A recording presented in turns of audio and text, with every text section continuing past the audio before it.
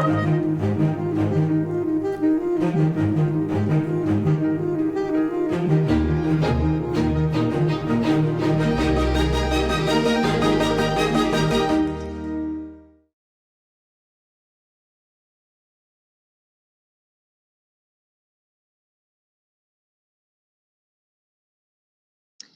evening, everyone, and thank you for joining us from wherever you are for tonight's really special program. My name is Laura Sparks, and I'm the president of the Cooper Union for the Advancement of Science and Art. I read these words in a recent news story about our guest tonight, and I quote, "Richard Antoine White didn't merely beat the odds, he stomped them into the ground."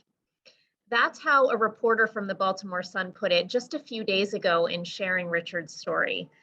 Some of you may be familiar with it. As a baby and a toddler, Richard was homeless. His adoptive parents took him in after he was found sleeping in the vestibule of an unheated building during a blizzard. He became interested in the trumpet in 4th grade and switched to playing the sousaphone, a type of tuba, in 7th. When he auditioned for the Baltimore School for the Arts, a top public arts high school, Richard couldn't read music, but someone on that panel recognized his ability with the instrument, and by the end of his high school career, his professional career was on a trajectory that would lead him to earn his bachelor's degree at the Peabody Conservatory of Music, become the first Black American to ever earn a doctorate in music for tuba performance, that from Indiana University, and currently work as the only Black male full professor of tuba in the country. He teaches at the University of New Mexico. He plays as a member of the Santa Fe Symphony and New Mexico Philharmonic, where he is principal tubist for both. And he writes, having authored his book, I'm Possible, a story of survival, a tuba, and the small miracle of a big dream, which is available now in bookstores. Richard's story is in lockstep with the kind of barrier-breaking aspiration and opportunity that the Cooper Union has always sought to advance. For those of you who are new to us, Cooper is a private college with distinguished schools of architecture, art, and engineering, and a central focus on the humanities and social sciences across disciplines. The college was founded on the premise that free access to education and civic engagement, regardless of race, gender, or socioeconomic background, would not only lead to one's own betterment, but also to a better world. More than 160 years since Peter Cooper opened our doors, we continue to believe that's true. That's why, in fact, we are at the midway point of a 10-year plan to restore full tuition scholarships for all undergraduates. And it's why we're really proud to present free public programs like this one, whether in our historic Great Hall or via live stream for audiences in New York City and around the globe. Not only will we hear from Richard in a few moments, but we are fortunate that he will be in conversation with, as NPR calls him, one of the most in-demand opera singers in the world today, Lawrence Brownlee. Lawrence is a regular guest at the world's most important opera houses, including the Metropolitan Opera, Teatro alla Scala, and Royal Opera House Covent Garden, among others. Amidst the challenges of COVID-19, he has also emerged as a pivotal voice in the resurgence of conversations around racial justice and hosts his own weekly Facebook Live series, The Sit Down with LB, to explore the experience of being an African-American opera singer. Richard, Lawrence, welcome. We are so grateful that you're with us tonight, and welcome again to all who are watching. Richard and Lawrence will answer some audience questions towards the end of the evening, so please do put your questions in the Q&A box. And now let's get things started with this look at the documentary Raw Tuba.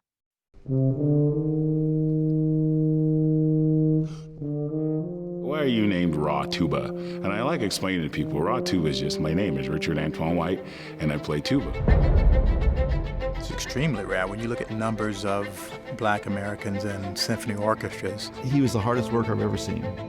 He has a brilliant technique. I look up to my brother because I know everything that he's been through in his life. The only thing that's gonna stop me from being successful is death. Baltimore makes national headlines again. A deadly and violent weekend. So you get down and out, but look back where you came from. I'm Baby Ricky. Oh my God! Plenty of nights I had to imagine a warm blanket or imagine that my tummy was full. And this water fountain has got to be just as old as me. Oh, it still works! Wow! That was my bathroom, man. The possibilities for the human spirit are endless. Feeling like you're about to fall. Everything that's happened to me has made me stronger. To catch and hold you. Probably pushed him harder as a student than anyone. You know. Make sure if someone don't address you by Dr. Richard White, don't speak to him. You down. And music definitely saved my life. If my brother can come through all this and make it, I know I can. You know, it costs billions of dollars to get to the moon. It's not about landing on the moon. It's about doing the impossible.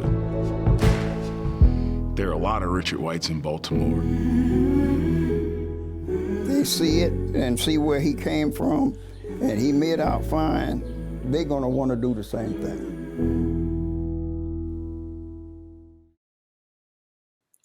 Hello, everyone, and thank you for being here today. This is the kickoff of my book tour, and I couldn't think of a better way to do it with my best friend, Lawrence Brownlee, and we're going to welcome him to the stage, the Zoom, I should say, right now, and we hope you enjoy this conversation. Hey, how you doing? I'm doing well, and yourself? I'm doing okay, man. It's so nice to be with you, and I just have to say before we get started, you know how proud I am of you. We have much history. We met in 1996. That's about what, 25 years ago? Yes. I've known you more of my life than I haven't known you. So you definitely have enriched my life, and I've learned a lot. I think we've learned a lot together, and I learned a lot from each other. And so to see you do this and to tell your story that I've known about for so long, but to share it with the world, it's inspired me. It's inspired so many. When people know what you've come from and what you've become, and I've been a part of the journey, seeing you go from strength to strength and success to success, it just means a lot to me. So I'm happy. This is a great honor for me, even though, you know, I get a chance to do the things I do. This is one of my greatest honors to be able to share this time with you and celebrate the book that just came out. And I'm happy to have a physical copy that I haven't put my hands on yet because it arrived while I was gone. I'm actually in New York right now, but I can't wait to be able to take that photo and to show the world and put it on social media to say I have the book. I bought it the first day I pre-ordered it, so I have a copy. But let's just talk about your story. Let's dive right into it. I'm Possible. I know a lot of this information, but let's just talk about the beginning. You know, in your life, I know you've talked about your mom. I remember you sharing some of the stories you shared with me that I was wide-eyed, and I think my jaw hit the floor to know the things that you've overcome. But just give me the most earliest recollections of when you realized that you had a life that someone would call difficult. Well, I have to say thank you for being here right quick. And I also have to say it's a two-way street in terms of inspiration, motivation, all of the above. I love you, and I'm not afraid to say it on camera. So there you have it. The book, I'm Possible. It's the word impossible turned into impossible against all odds. And that's really my message to the world. I'm trying to inspire hope, whether you're at advantage or disadvantage. That's the message I want to send, is that you can do it, I can do it, we can do it, we can all do it. I guess, I'm often asked to answer your question, would I change anything about my life? No, it's the hand I was dealt, and I played it to the best of my ability. Every day for me, we had two separate agendas with my mom. Her agenda was to feed her illness, which was alcoholism, and my agenda was to be a kid, play in the streets, find enough coins to get a chicken gizzard or chicken wing, and at the end of the day, to hopefully find my mom. Some days I was successful at that, and other days I wasn't successful at that. And that's when I knew things were a bit different. That's when I found shelter wherever I could on the days that I couldn't find her. And luckily, I was blessed with an extraordinary imagination. Many nights I imagined a warm tummy. I imagined having a warm blanket, to the point where I think several nights it saved my life. And you say that, you had a great imagination. I remember reading the autobiography of Sidney Poitier, and he talked about his life in the Bahamas, and he had two parents that had to work like 16 or 17 hours a day. And at 3 years old, he said he would go across the town, and he had that much freedom. Having a mom who dealt with her addiction and, not being able to find her. Do you remember at which age? Were you like 4, 5, 3? Do you remember how young you were and you had to, in an essence, fend for yourself? Man, you just said it. I was 3, 4, going on 5 when they actually found me. The world is really big. I go back to these neighborhoods now and go, how did I do that? Why am I scared now? I roamed this as a 3 or 4-year-old. And why is this street that I can get through now in 4 steps used to be a mile, looked like a mile long because I was that small? Those are the things that I go back to in terms of remembering what kind of life I had with my mom and what we did every day. I navigated the streets because I had to. I think there's a difference between doing something because you want to and because you have to. And sometimes in life, I think you're thrown a curveball that's such as you will make it because you have to make it. I had no choice. Yeah. To survive in those streets. What's the saying that we say? There are things that are really cool when you have to do it. Maybe it's about something we developed that ramen noodles. That's right. Ramen noodles taste really different when you're eating because you have to, as opposed to because you want to. Yes, absolutely. We had our share of ramen noodles, man.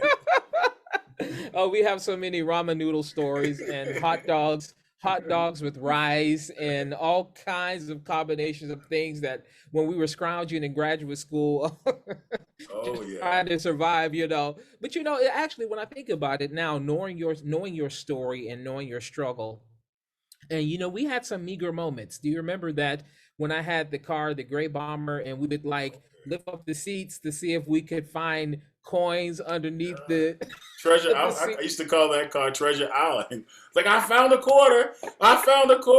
We got 4 quarters. We can get a Whopper. 99 cent Whoppers. We got a chance to eat because of that. But think when you talk about your mom in the book and remembering her. How do you remember your mom?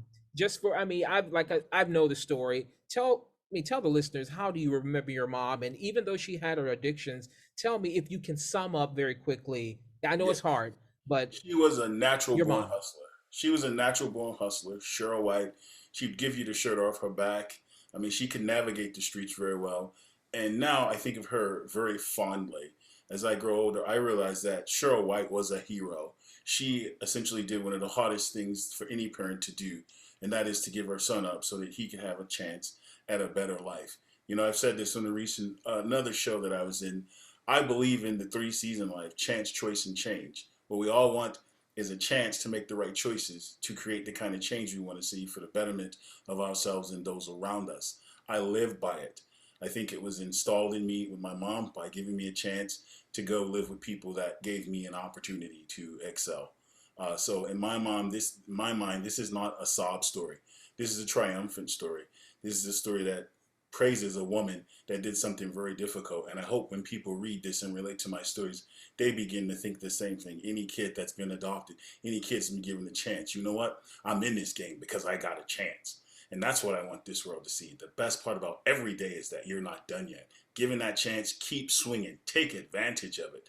And that's what I keep doing. And that's what my mom installed in me on the streets. You have to take your shots. You have to take your chances.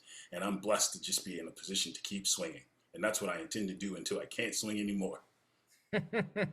That's the way you're made to do Yes. that. But every adoption story is not a pretty one.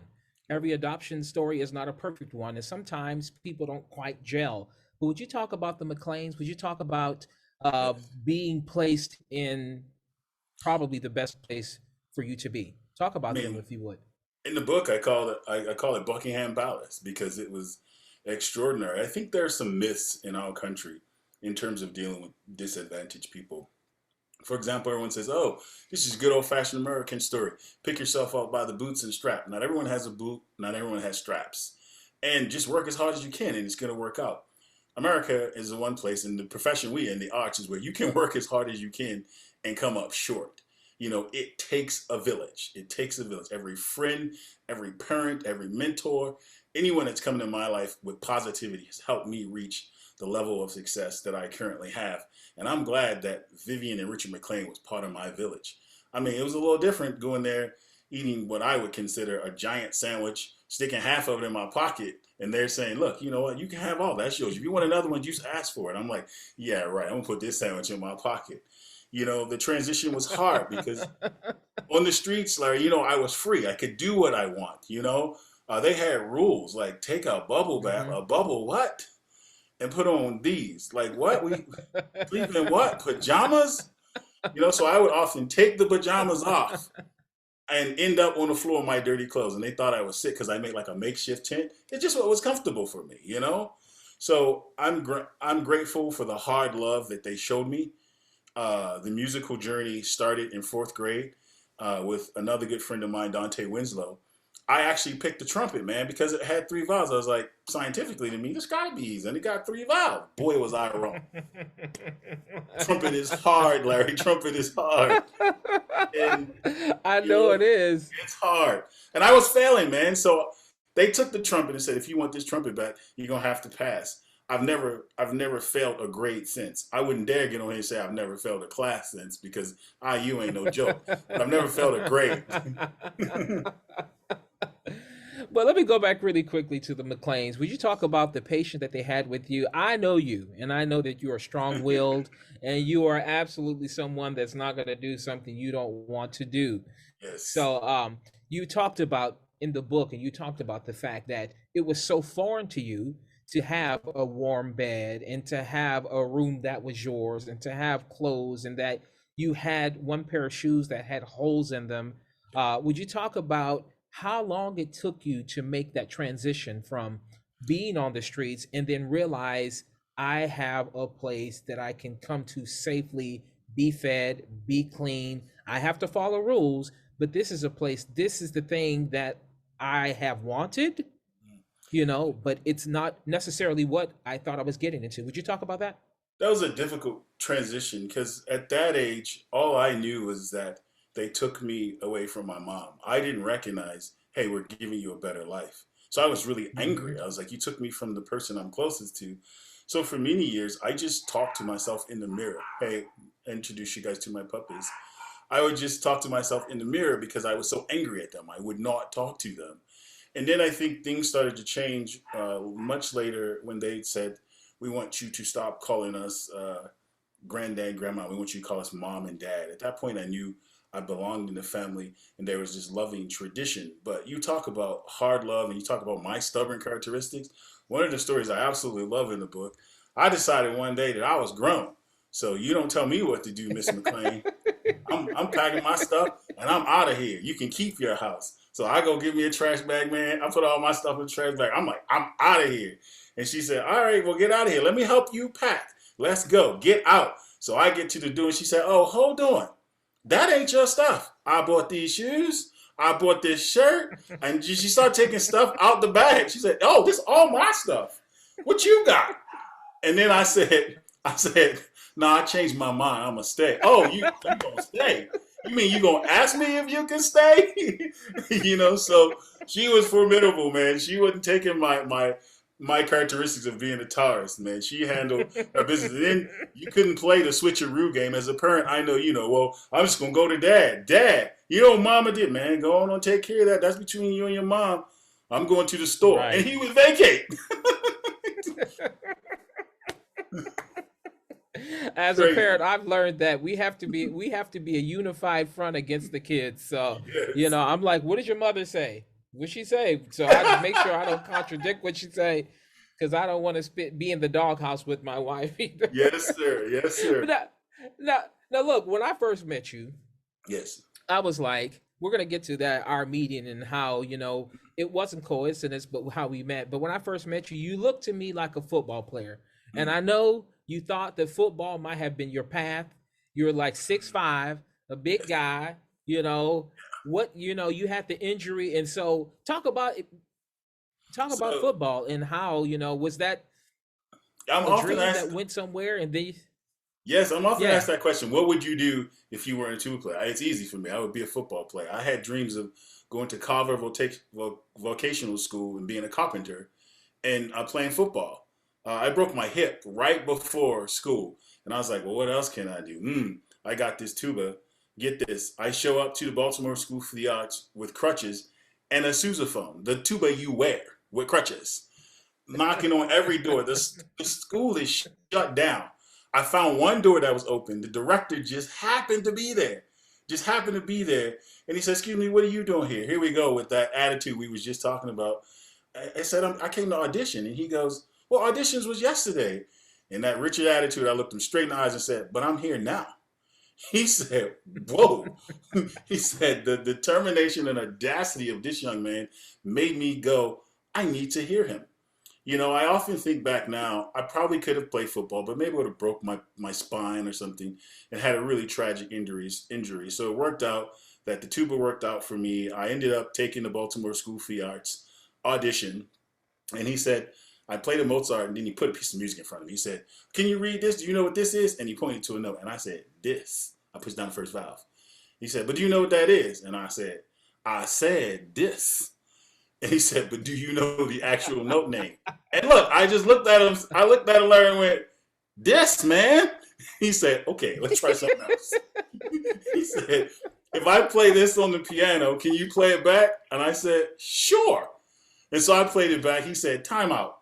He went and made a phone call, came back and said, you must be the luckiest kid on the planet because we're going to accept you in the Baltimore School for the Arts. To give you guys statistics, out of 600 music auditions, they'll accept 35.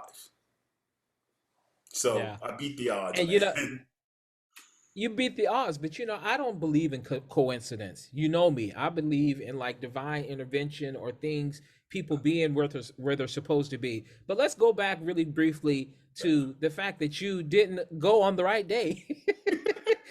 Something is like, I know you, and I don't want to tell too many stories. So I know what you're getting at. Why? So, this is why it's good that you're here. Go ahead, that's your question. I know where this is. Why in the world did you show up on the right day is the question. So look, just inside, we're laughing because we know this. So I'm a really hard worker. I admit that, but I will find the longest and hardest way to do something. The good news is once I figure it out, I got it. If we're playing charades or something, I will be like, it's a thing. Yeah, it's a thing, like capital T. And Larry's like, can you get to the explaining? It's a thing. We got that. But no, it's really a thing. Right? And I may spend 30 seconds saying it's a thing. Wonder, and then I get frustrated. Why do you know what I'm talking about? I'm talking about a bear. A bear is a thing. And he would go, what? So oftentimes I would have to travel to auditions or rehearsals.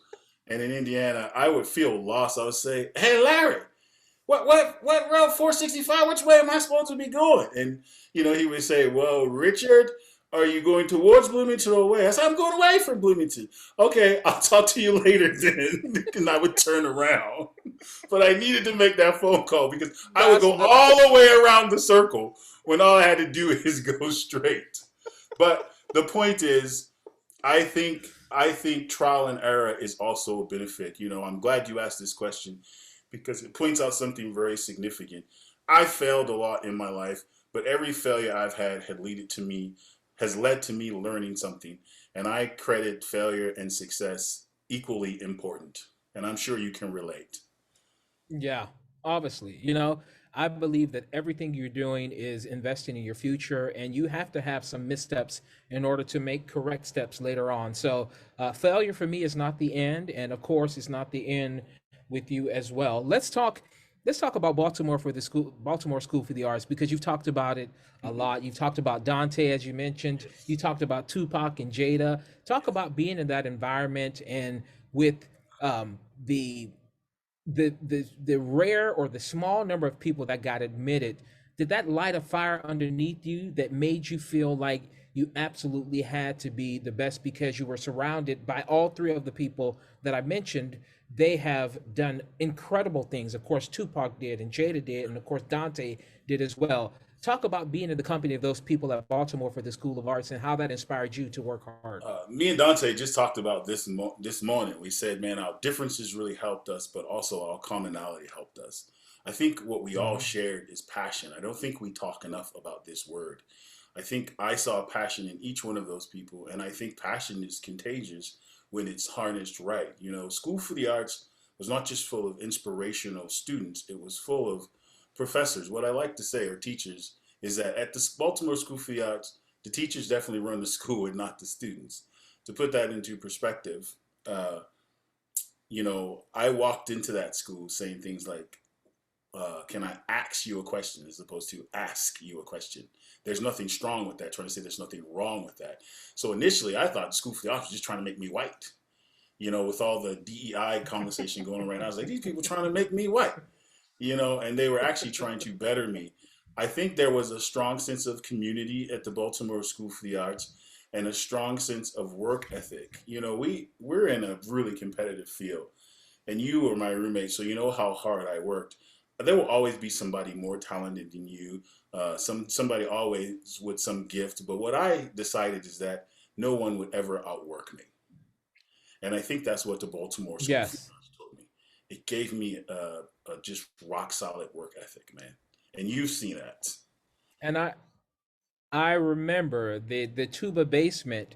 You know, we as singers, we don't sing 7, 8, 9, 10 hours a day. And I remember that I would leave you sometimes in the morning, and then I would come back and you hadn't moved, or you had just gone to get something to drink and eat, and you came back and you were like playing Below or the Fountains. Yes, you need the excerpts. Let me hear Fountains. Let me hear Below. Yes, good times. I would come down there and quiz you, and all the tuba players, they knew me because I was always coming by there, and I learned all the tuba repertoire. I became like a tuba aficionado. But you know, I said before that I don't believe anything happening by coincidence, and I know that in the book you talk about almost going to Northwestern. Oh wow! Yes. But talk about how, you know, you ended up being that. Yeah, talk about you going to IU and not going to Northwestern. It was a close call, wasn't it? It was. I had already committed to be the TA and go to Northwestern. I was on the phone with Rex Martin, and then I get a call from the Godfather, Daniel Pantoni. How you doing, son? Look here, we're really interested in you. Know, you think about IU? I was like, I'm going to Northwestern. He said, well, look here, son. We got the Canadian brass. We want you to tour with. I said, the who? You must have made a mistake. The Canadian brass, the people I see in the encyclopedia, it might be some young people in the encyclopedia. It was all Google back in the day, you know. So I quickly turned over the phone, and Federally was sitting right there. I said, Miss Rex Martin, I'm going to Indiana because I can tour with Canadian brass. Well, I can't compete with Dan. If you want to go to Indiana, you just go to Indiana. Okay, I'm going to Indiana. Bye. And so this journey started. Quick. Yes, and I did tour with Canadian brass, and the funny story is I was in something called Brass Theater. So I was the Wicked Witch of the West, dressed in leopard skin tights, drag, crazy weird hair. And you know, Larry Johnson, the basketball player from Charlotte, Grandmama was a thing. The newspapers went crazy with it. I was hoisted 70 feet in the air. I would fly down like Peter Pan, playing the riding vocal, and I, you know, throw the pyro at the Munchkins. And then I'm supposed to fly back up. This one day I'm flying back up, and then I hear this country voice go, "He ain't coming up." I was like, "Oh, he can't be talking about me. Let's harness up. Let's go while we ain't moving." Right? He said, "No, for real, he ain't coming up." And I'm sitting there shaking, like you know, trembling, my tubas in my hand. And this old lady looks up and she said, "Lord, honey, are you supposed to be right there?" And I could just only shake my head, like, no. Right? They hoisted me up. I couldn't even walk once they got me up. And then from then on out, I ran down the aisle instead of flying as the Wicked Witch of the West. But that's how I got to Indiana. Brass Theater, Star of Indiana, and the Godfather himself making that proposal. Yeah, Mr. Parentoni. Look, I know Mr. Parentoni is someone that even to this day, that is someone that really changed your life and invested so much. He and his wife, Judy, I believe her name is Judy, isn't it? Yes, Yes. correct. And would you talk about what they mean to you and Mr. Perantoni, who I've gotten a chance to know as well, but just his friendship, being somewhat of a father figure, or just someone who really loves current present tense and cares about you. Would you talk about Mr. Perantoni? I love Judy and Mr. P. They're my parents. We'll be at IU soon, and I'll be staying in my room. What's funny is, IU attract all superstars, much like yourself. And when they come, I get calls, probably once a month, every 2 weeks, and the phone call will go like this: "Hey, Richard, how you doing?" "I'm doing fine." And I'm like, "Whoa, such and such is calling me?" And they'll go, "Yeah, Mr. P said I had to call you, asked if I could stay in your room." So that's how much part of his family he means to me. I have a room ready to go in Mr. P's house, and if you want to stay in it, regardless of your status in the music world, you have to call me and ask me if you can stay in my room in Mr. P's house. He is my dad. He, and along with people like Tupac, I said this on the show, they all shared this philosophy of excellence, that excellence is void of color or gender. It's on a level or not. And when you fall short of the level, they have the ability to tell you the truth once. Because I think we're afraid to tell people the truth when they fall short. And I like this saying that the truth will set you free, but first it might piss you off. And Mr. P pissed me off a lot because so did David Federley, right? And what they did was provide me with the resources to meet the level of excellence. Under no condition did they ever lower the bar of excellence. And I'm thankful for that. And it's always awesome when you get a teacher that likes what they're doing, believe in you.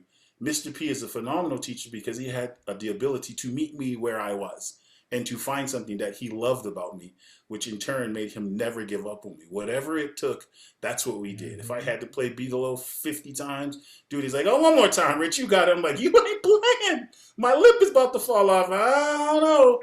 I mean, that other guy that's going to win, I don't think his lip going to fall off. One more time. Come on." He is a super motivator. And his wife, they've taken me in as their son, and I'm very grateful for it. Like I said, it takes a village, and he and his wife are part of my village. Yeah, speaking of villages, let's talk about, what I'm going to talk about now. Obviously, well, how you and I met. We were in a class together. We were in music history, I think it was, when we first met at IU, and you were staying in Eigenman. Right. Do you remember Eigenman? I do. Yeah, with all the international. We first. The international. We met where first? In an assembly. We met in an assembly first. Yes, and we were like looking like, oh, okay, it's 3. Maybe. Oh yeah. Right. That's well. We saw each other. You're correct. Maybe we didn't meet, but we saw each other. Right. We couldn't have missed each other. Like, okay, there's one. Exactly. She looks like she could be Persian or something like that, but she's like, so we got 2.5. We got that big guy over there. There was about 3 in the tuba. Yes. But we first met because we were in class in music history, and I remember I used to go when you lived in Eigenman, and we became friends there because we were in the School of Music doing those classes. But we were friends. We were friendly. But I remember the day that we decided that we were going to be roommates. Yes. I had a horrible roommate situation, and you were in Eigenman, and we were in the lobby of Klaus's Lounge. You remember that? Yes. And I was like, man, I need a roommate for next year. You're like, I need a roommate. You wanted to get out of Eigenman. I wanted to get out of the roommate situation. And so that was the beginning of us living together. Oh, and then I'm laughing because I had to get out of Eigenman because Indiana is different, man. They measure distance by cornfields. Oh, it's just 2 cornfields. I start walking to class. I'm like, what is a cornfield? I ain't there yet. I feel like I've been walking forever. So you're right. Eigenman had to go. So right, Eigenman had to go, but and then we moved in together. Do you remember that? And it was 3 of us first, And Yes. then it ended up being two of us. And so but that was a learning experience for both of us, and us really getting the chance to know each other and to talk about your life and all the things you had been through and all the stories that you told me. I remember you telling me a story one time. You said, whenever I get a job, the first thing I want to do is buy a house so I never be homeless again. Yes, I did tell you that. I And rem yes, you helped me so much. I think this is an example where our differences helped us a lot. You kept me grounded in my faith. And you kept me grounded in school because he knows me too well. I am really straight to the point. So we would have study sessions, history session. I was like, yeah, Beethoven wrote it. He's like, but what year he wrote it? I don't know what year he wrote it, but Beethoven wrote that. He's like, yeah, but you realize you gonna get points off if you don't know the year. For what? Beethoven wrote it. I just write a capital B. Teacher, give me full credit. He's like, yo, come on, man. You gotta remember the dates too. Right? You remember those study sessions, man? He was like, come on. I remember. I learned patience then. I learned some patience because I was like, oh my gosh. I would ask you a question. And that's the thing, because the way that you can get to the point, I sometimes may have this thing of going around the apple bush and going all the way around something 3 times in order to get to the point. And you are like straight to the point. And so that was a part of our, I'm like, okay, I need to be more like Richard. I need to be Richard Light in the way that I do things and get to like certain, explanations. But, we lived together that second year when it just ended up being you. I presented you with this idea that we should join a fraternity. Oh, yeah. And so we were at Indiana University where the Alpha chapter of Kappa Alpha Psi Fraternity Incorporated was founded. And I Yes. presented with you. I'm like, we need to do this. And what was your initial thoughts on that? No way. I was like, you must be crazy. You are crazy. But Larry had the insight to introduce me to an incredible professor at IU, Dr. Gordon. And this man just sparkled with confidence, just sparkled with everything that a young aspiring African American would want to be. And so I changed my tune. I was like, tell me more about this Kappa Alpha Psi, man, what they do. So Larry can be very persuasive. And I said, all right, we'll do it. But initially I was like, I you wasn't. lost your mind. Two are better than one, and I wasn't going to do it by myself, right? Mm-hmm. And so I needed somebody, and this is the story about people needing people. We need one another, and the yin for someone's yang, and someone just being a support, being completely different. And that's the thing. When you look at you and I, we're completely different. I'm 5'6", you're 6'5". You play the lowest instrument, and I sing the highest male voice type. Right. But how our energies, the things that we bring to one another has bonded us together, that we are the best of friends. And that is a friendship that has been more than close to 25 years. And yes. Even moving beyond that, our other brothers in Kappa Alpha Psi, of course, Quincy Roberts, KK, yes. Keith Beatty, talk about, because I know what it means to me, yes. the fraternity and the friendship and this whole idea, because of Kappa and who it is, the idea of excellence, that we have to be the best. Tell me how that really plays into everything that you're trying to pursue today. Quietly, I could have my book cover, which is here, by the way, and right here, where it says "I'm possible," I could write Kappa Alpha Psi under it, because there are a lot of impossible things that are made possible because of the bond with my brothers. And I'll give a quick shout out to Keith Beatty, because you guys, that's how the R.A.W. Tuba enterprise happened. He said, "What's your full name, man?" I said, "Richard Antoine White." He said, "Richard Antoine White? R.A.W. What the heck is a R.A.W. Tuba, dude?" I was like, "A what? A R.A.W. Tuba?" I was like, "Genius! That's me." That's how that name came. That's how that name literally came about. Fast forward, we're in school. The bond was tremendous. Larry and Quincy called me up. "Hey, man, we gonna start this scholarship. You want in?" I'm like, "Excuse me? Should I mail you my Sallie Mae bill? I want in on a what?" But they told me the purpose, that it would be to acknowledge achievement, to bring some light to diversity, and I couldn't resist. And I was like, I'm in, man, because this is phenomenal. That's the kind of bond we created. in Kappa Alpha Psi that, you have your brother's back. This is a journey we'll do together. And we actually say amongst ourselves, we shall reach new heights together. And I have definitely reached extraordinary heights with you, Larry, and I am forever grateful for your friendship and not only the music, but the relationship we've developed outside of music in Kappa Alpha Psi as men. I'll call you anytime. I don't know the answer. Life is crumbling. You'll say, take a deep breath. First of all, relax. So I'm grateful for I'm the voice, the mentorship. the voice of reason, right? Yes. Well, again, it's exemplifying that village, right? And that, here's the deal. We have a bond, which a bond is a circle, right? So I believe in kindness and paying it forward. I believe that there are thousands of problems in the world, but 99% of them can be solved if we were kind. Larry is the kindest person I know.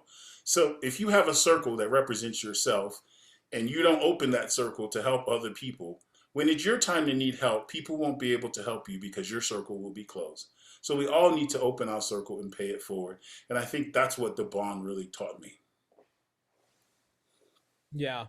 I mean, Kappa means so much to me, of course, being on the hallowed ground of Indiana University and knowing how we went through the tribulations to become members of that fraternity and finding different landmarks and stuff like that. There's a closeness, but even as you just mentioned, when we wanted to start this scholarship, it was because people had helped us. We were all recipients. You, myself, Quincy Roberts, who has been so successful in his life, we came together because we wanted to. This idea with your book, I'm Possible, you're possible because people who provided scholarships, everybody go get the book. It's available at bookshop.org.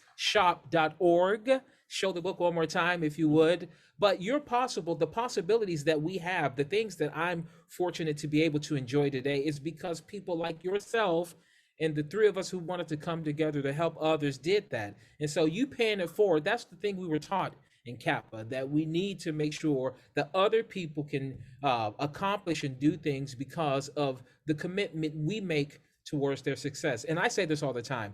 Part of our legacy is what your legacy is about is what you do for others. So us doing stuff for people that are coming behind us is really, really important. And that's what you're doing with your story and your book. Yes, I am just honored that you were able to be here.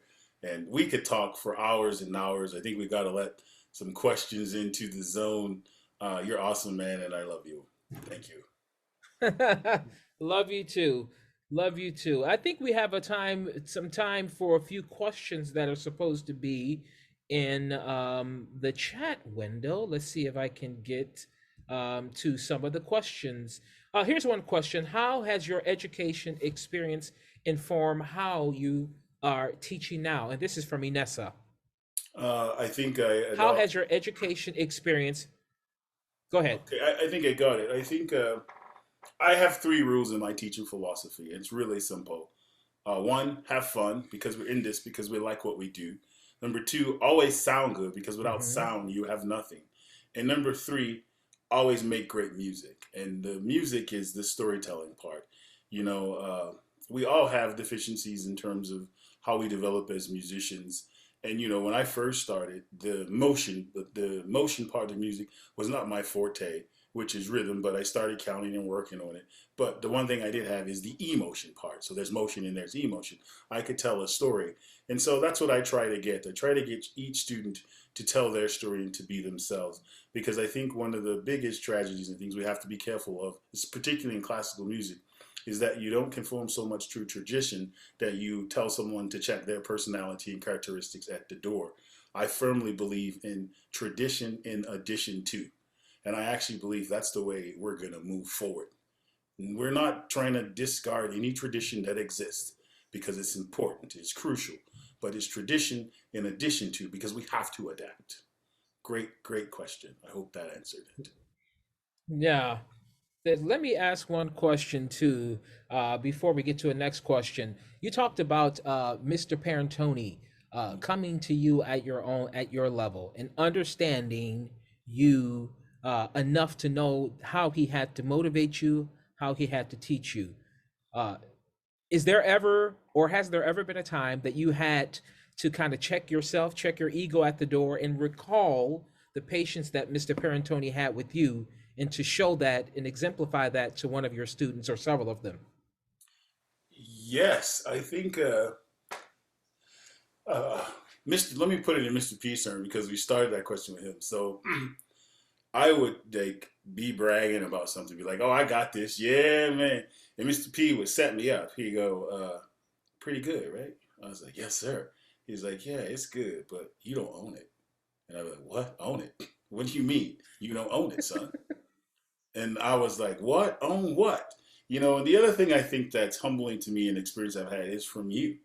You are very friendly and cordial to people, and you get connected to them, and you'll sit in the audience with them. "How you doing?" I'm doing well. Pleasure to meet you. My name is Larry. Okay. First time to a concert? Well, I dabble a little bit. Okay. Do you like singing an opera? I sing a note here or there. And then he will leave, and then that person will see him on the stage. Talk about humble. Talk about blowing somebody away in a humble sense. He could have said, "I'm Lawrence Brownlee. I do this." But yeah, he sits there and go, "I dabble a little bit." And he's the featured artist in whatever opera they're doing. So I think both Perantoni and you have taught me humbleness, and I think it's important to be humble because we can always get better. The moment you think you have arrived, your story is done. And that spills over into your teaching then, right? Yes, absolutely. And how you deal with your students. Because Yes. I'm sure you've probably wanted to pull your hair out with a few of them, and you're like, There what is. I have to remember? There's always a starting point. So sometimes I there will be a difficult step. "I can't do it. I can't do it, Dr. White. It's over." And I'm like, "Okay, play the first note." They'll play the first note. And I say, "Okay, play the last note." They'll play the last note. I say, "All right, good. We got the beginning. We got the end. Let's go." Now we need to work on the middle. Right? Exactly. But that's a good way to look at it, because that makes them feel like they've accomplished something good. I have another question from Mindy. Have you given a life-changing break to anyone? Have they used it to excel the way you did? I think I give a life-changing break every time I give a lesson. I never know when the student's going to have a breakthrough, but I'm there to go the distance. And one of the greatest things as a teacher is to see your students succeed. I never take credit for my students succeeding because they're succeeding because they did the work. And it's one of the greatest gifts that a teacher could see. Student putting in the work, benefiting, and seeing the results. So I think breakthroughs are possible every lesson. Yeah. Well, let me ask you a question from myself. What is it like holding the book "I'm Possible" in your hands and knowing that your story is touching so many people? What does that mean to you? It gives me the power. In the beginning of my book, I say I want everyone to read this book and feel like a superhero. I feel like a superhero because I feel that at any given moment, someone can pick that book up, change their life, or be inspired. Oftentimes, I think you have to learn to be your own hero in life. And that's what I want people to capture from this book, that you have the power to be your own hero. Why do you want to be a hero? Because heroes eliminate limitations. Thus the title, "I'm Possible." And so that's what I want everyone to read this book and find their superhero and just go for it. And another thing I want to ask about the clarity of it. Obviously, you were homeless many years ago. And so you're a little bit far removed. And sometimes in life, they'll say that you have to live a little bit in order to be able to understand the magnitude of the thing you've gone through. Sometimes you look back and you're saying, like you just said before and on the short video, that this used to be your water fountain. And you think about all the things I went through, all that just seemed like a couple steps, but it seemed like a mile, but it was just a couple steps. Being so far removed by it, do you ever just sit and think of the things, the clarity that you have now? You don't lose that, but you just think of the struggles and the trials and the tribulations and marvel at what you've overcome? Yeah, my mind works differently. I'm grateful for what I overcome, but I also recognize in this process that, if we're all a double-decker house in our personalities, that I need to go to the basement of Richard Antoine White and dig up some roots, because there's some things I need to deal with, some things I need to discover. And like I said, the best part of every day for me is that I'm not done yet. What I'm learning in my old age is that I can't be afraid of the boogeyman in the basement. I actually have to go to the basement, right? I need to dig up these roots so I can have an authentic self. And so, you know, with social media, I always say with social media, everyone's a star, but yet everyone's starving. It's easy to be something that you're not. It's easy to water things that are going to produce less nourishment and not water the things that are going to produce the most positive and self-benefiting or collective nourishment for a better world. So I need to go to the basement, get the roots, dig them up. Some of them ain't pretty, water them, and then get to my life. That's how I think about my life. Like, yeah, there's some strong roots. There's some roots way down there. There's some thin roots, but I need to connect with my roots. I really find who I am and share with the world my story and make a difference. That's what Has it been therapeutic for you? It has been therapeutic. Cathartic. I mean, yeah, I could probably just look at your phone Rolodex and we'll know how therapeutic it's been for me. So, the answer is yes. YES. Look, I don't want to put you on the spot. I know how it is, you know, being a performer, but someone said, do you want to play something for the listeners today? Do you want to play anything? Share your gift with the world? It's something that we will understand, and maybe some people don't understand. You know, I am a newbie. So,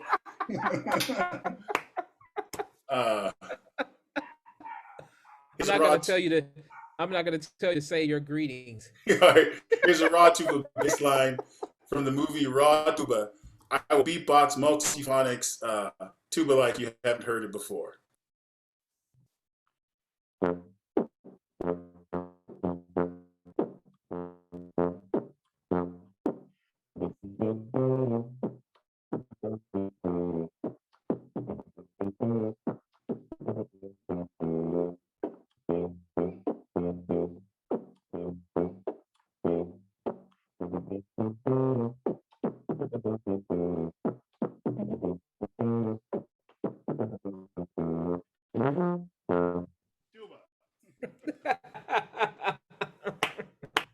Bravo.